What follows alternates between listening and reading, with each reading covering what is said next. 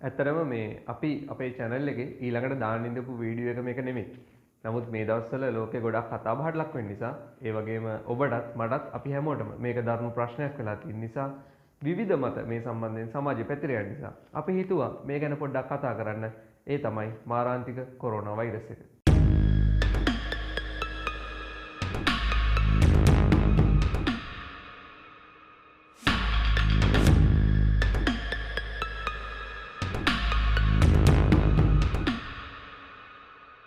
අපි මුලින්ම කතා කරමු මේ වෛරස් එකේ ස්වභාවය ගැන. කොරෝනා වෛරස් එක කියන්නේ ක්ෂීරපායි සත්තුන්ගේ ඒ වගේම පක්ෂීන්ගේ රෝග ඇති කරන වෛරස් සමූහයක්. මේ කොරෝනා වෛරස් එක නිසා ගවයන්ගේ, ඌරොන්ගේ වගේ සත්තුන්ගේ පාචනය වැනි රෝගත් කුකුල්ලුන්ගේ ඉහළ ශ්වසන ආබාධත් ඇති වෙනවා. කොරෝනා වෛරස් එක මිනිස්සුන්ට වැළඳුනොත් බොහෝ විට ඇති වෙන්නේ ශ්වසන ආසාදන. මේ වෛරස් එක කොරෝනා කියන නමින් හඳුන්වන්නේ ග්‍රීක සහ ලතින් භාෂාවෙන් ආපු වචනයක්. කොරෝනා කියන්නේ ග්‍රීක සහ ලතින් භාෂාවෙන් ඔටුන්න කියන වචනය.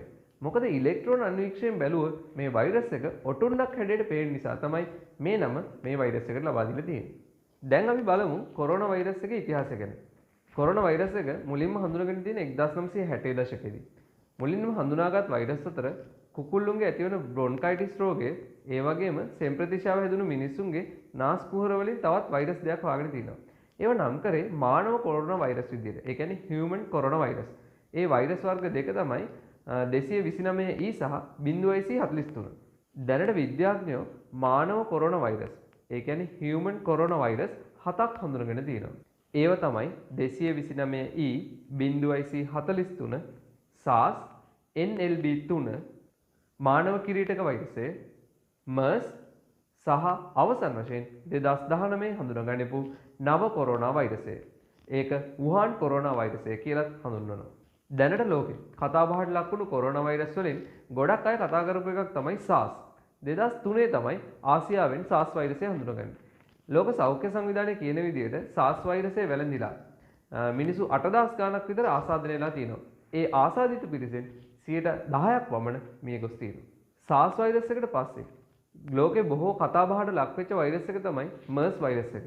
ඒක 2012-13 වසරේ තමයි ව්‍යාප්ත වෙලා ගියේ. මේක මැද පෙරදිග ආශ්‍රිතව තමයි හඳුනාගත්තේ. මේ වෛරස් එක වැළඳුණු පිරිසෙන් 34%ක් පමණ මරණයට පත් වුණා. අපි දැන් කතා කරන්න හදන්නේ නව කොරෝනා වෛරස් එක ගැන. ඒ ගැන තමයි මේ වෙනකොට ලෝකේ හැමදෙනාම කතා බහ කරන්නේ.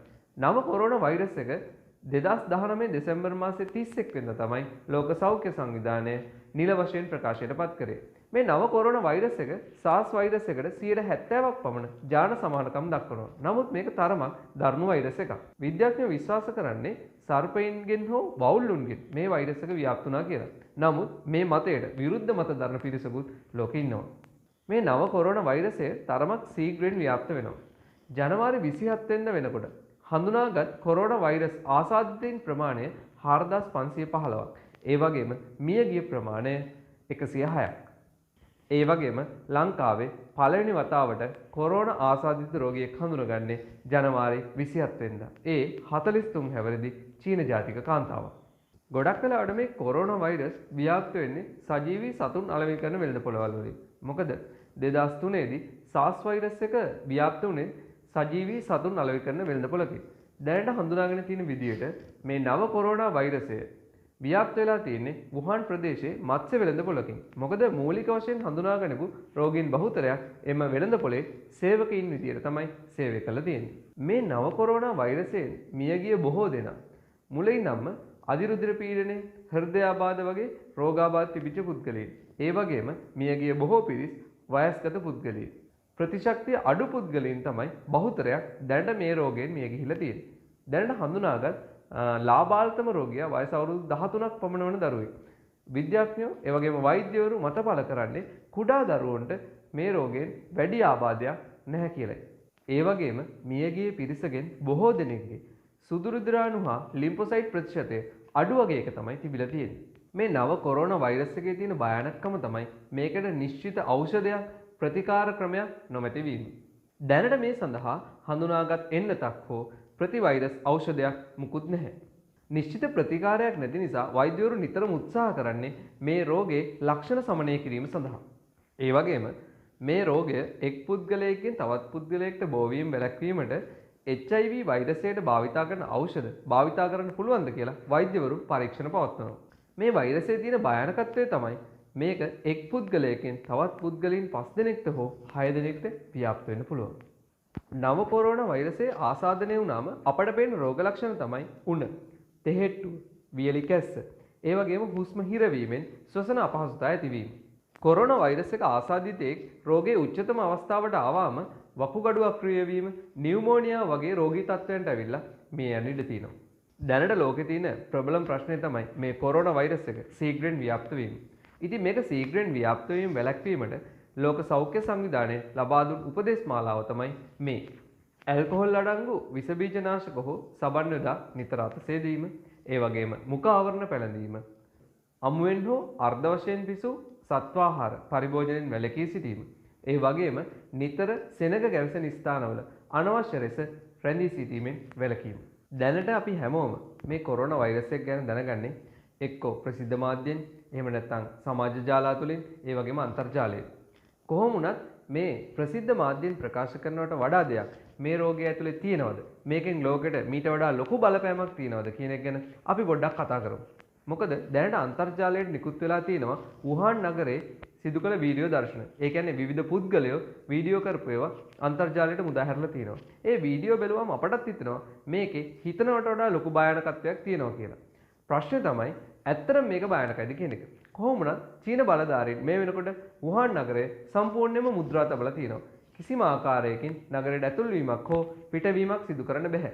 ඉතින් මේ තත්ත්වයට එක්ක ලෝකේ මේ ප්‍රශ්නේදී මොන විදියට මුහුණ දෙයිද? අපි මේකට මුහුණ දෙන්න ඕන කොයි විදියටද? මේක ඇත්තටම භයානකයිද කියන එක තවදුරටත් අපි හිතන්න ඕන. චීන මාධ්‍ය මොන විදියට මේ සම්බන්ධයෙන් අදහස් පළ කළත් එක්සත් රාජධානිය සහ ඇමරිකා එක්සත් ජනපදයේ නිරීක්ෂකයින් කණ්ඩායමක් මේ සම්බන්ධයෙන් පුරෝකථනයක් කළා තියෙනවා. ඔවුන් පුරෝකථනය කරන විදිහට ජනවාරි මාසේ 21 වෙනිදා වෙනකොට හඳුනාගත් රෝගීන් පිරිස 440ක් වුණත් ඒ පිරිස හඳුනාගත් සැබෑ පිරිසෙන් 5% වගේ කියලා තමයි ඔවුන් ප්‍රකාශ කරන්නේ. ඔවුන්ගේ ගණනය කිරීම වල හැටියට ජනවාරි මාසේ 21 වෙනිදා වෙනකොට රෝගීන් 12000ක් පමණ වාර්තා වෙන්න ඕන. ඒ විතරක් නෙමෙයි ඔවුන් පුරෝකථනය කරන විදිහට පෙබරවාරි මාසේ වෙනකොට රෝගීන් ලක්ෂ 2ක් පමණ වුහාන් නගරේ ඉන්න ඕන. දැනට චීන බලධාරීන් නිකුත් කරන තොරතුරු වල හැටියට රෝගීන් තවමත් ඉන්නේ 4600ක් පමණ. කොහොම වුණත් මේ වෙනකොට ලංකාවෙත් කොරෝනා වෛරස් ආසාදිත රෝගීන් හඳුනගෙන තියෙනවා. ඒ නිසා අපිත් හිතන්න ඕන මේ රෝගයෙන් ආරක්ෂා වෙන විදිය ගැන. ඒ වගේම වැදගත්ම වෙන්නේ අපි මේ රෝගයේ ව්‍යාප්ත වීම වළක්වා ගැනීම.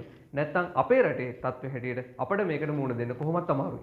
ලංකාවේ රෝගය පාලනය කිරීම සඳහා ඒ වගේම ව්‍යාප්ත වීම වැළැක්වීම සඳහා දැනට අපේ ගුවන් තොටුපළෙන් ඇතුල් වෙන සහ පිට වෙන පිරිස නිරීක්ෂණය කිරීම සඳහා තර්මල් කැමරා සයිකල තියෙනවා. නමුත් මේ තර්මල් කැමරාවකින් වෙන්නේ ඒ කැමරාව ඉස්සරහින් ගමන් කරන මිනිස්සුන්ට උණ රෝගය තියෙනවද කියන එක පරීක්ෂා වීම පමණයි. මේ කොරෝනා වෛරස් එක ආසාදිතෙක් උණ රෝග ලක්ෂණය රහිතව දවස් 12ක් පමණ ඉන්න පුළුවන්. මේ දවස් 12 ඇතුළතත් වෛරස් එක ව්‍යාප්ත වීමේ දැඩි අවධානමක් තියෙනවා. ඉතින් වෛරස් එක මේ දවස් 12 ඇතුළත ව්‍යාප්ත වෙනවා නම් තර්මල් කැමරාවකින් අපි සිදු කරන නිරීක්ෂණය, ඒ කියන්නේ උණ තියනවද කියලා බලන එක මේ රෝගයේ ව්‍යාප්ත වීම වළක්වා ගැනීමට ලොකු දායකත්වයක් සපයන්නේ නැහැ. මේ වෙනකොට කොරෝනා වෛරස් එක ලෝකේ බොහෝ රටවල් වල ව්‍යාප්ත වෙලා තියෙනවා. සමහර රටවල් වලින් හඳුනගනපු රෝගීන් ප්‍රමාණය අඩු වෙන්න පුළුවන්. නමුත් ව්‍යාප්තියක් වශයෙන් ගත්තොත් ඔබට දැන් පේන්නේ කොරෝනා වෛරස් එක ව්‍යාප්ත වෙච්ච සිටියේ රටවල් සහ එම ලයිස්තුව. මේක වෛරස් එකක් නිසා වැදගත්ම දේ තමයි මේක ආසාදනය වුණොත් අපේ ශරීරයේ ප්‍රතිශක්තිය ඉතාමත් ඉහළ මට්ටමක තියෙන්න ඕනේ. ලංකාවේ අතීතයේ නම් අපේ ජනතාව ප්‍රතිශක්තිය වැඩි වෙන විදිහේ ආහාර වර්ග අනුභව කරලා තිනවා. දැන් මේ රෝග තත්ත්වය හැටියට ප්‍රතිශක්තිය වැඩි කර ගැනීම තමයි හොඳම වෙන්නේ. ඉතින් ඒ නිසා කොත්තමල්ලි, වෙනිවැල් ගැට, රණවරා ඒ වගේ දේවල් තම්බල පානය කිරීම, ඒ වගේම රසකින්ද පානය කිරීම, ඊට පස්සේ අපිට පුළුවන් සුදු ලුණු, රතු ලුණු, පොලොස් වගේ ආහාර වර්ග වැඩියෙන් අනුභව කරන්න. ඒ වගේම පැංගිරි කුලේ ශාක මේ දේවල් වලින් පුළුවන් අපේ ප්‍රතිශක්තිය වර්ධනය කරගන්න. මොකද එතකොට ආසාදිත තත්වයට ආවොත් අපේ ප්‍රතිශක්තිය වැඩි නිසා අපේ ශරීරයට ඒකට වැඩියෙන් ඔරොත්තු දීමේ හැකියාවක් ලැබෙනවා. දැනට මේ ප්‍රසිද්ධ මාධ්‍යවල පළවෙන අදහස්, ඒ වගේම තොරතුරු සම්බන්ධයෙන් අපිට ඊතරම් විශ්වාසයක් තියන්න බෑ. ඒ වගේම අන්තර්ජාලයට මුදාහරන වීඩියෝ සම්බන්ධයෙන් විවිධ මත පළ වෙනවා. ඒ නිසා හොඳම දේ තමයි හැකිතාක් ආරක්ෂිතව ජීවත් වීම. හැකිතාක් අවදානමෙන් ඉවත් වීම. අපි පුළුවන් තරම් රෝගයේ බෝවීම වළක්වා ගැනීම සඳහා සුදුසු පියවර අනුගමනය කිරීම. ඉතින් ඕගොල්ලෝ දන්නවා චීනය කියන්නේ බොහොම ප්‍රබල රාජ්‍යයක්. ලෝකේ ප්‍රබල රාජ්‍යයක් වෙච්ච චීනයටත් රෝගයේ ව්‍යාප්ත වීම පාලනය කිරීම අසීරු නම් ශ්‍රී ලංකාව වගේ රටකට ඒක කොහොමත් අමාරුයි කියලා අපි කියන්න ඕනේ නෑ නේද?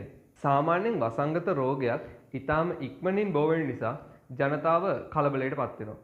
නමුත් මේ වෙලාවේ අපි මිනිස්සු විදියට කලබලයටපත් වුණොත් මේ රෝගයේ ව්‍යාප්ත වීම පාලනය කර ගැනීම අපහසු වෙනවා. ශ්‍රී ලංකාව අපි සාමාන්‍යයෙන් දුප්පත් රටක් විදියට මේ ප්‍රශ්නේදී හැමෝම සාමූහිකව එකතු වුණොත් හොඳයි. නමුත් දැන් උදාහරණයක් විදියට මේ වෙනකොට වෛද්‍ය සභාවෙන් ඒගොල්ලෝ විශේෂ අවසරයක් ඉල්ලනවා මේ රෝගයට ප්‍රතිකාර කිරීම සඳහා ඔවුන්ට දීමනාවක් දෙන්න කියලා විශේෂ දීමනාවක්. මේ වගේ තත්ත්වයක් යටතේ එවැනි අදහසක් ප්‍රකාශ කිරීම ඊතරම් යෝග්‍ය නැහැ. අපි රටක් වශයෙන්, ජාතියක් වශයෙන් හැමෝම මේ වගේ ප්‍රශ්නයක් ඇති වුණොත් එකට එක්ව නැගී සිටීම තමයි රෝගයෙන් රට බේරා ගැනීම සඳහා සුදුසුම ක්‍රමය වෙන්නේ.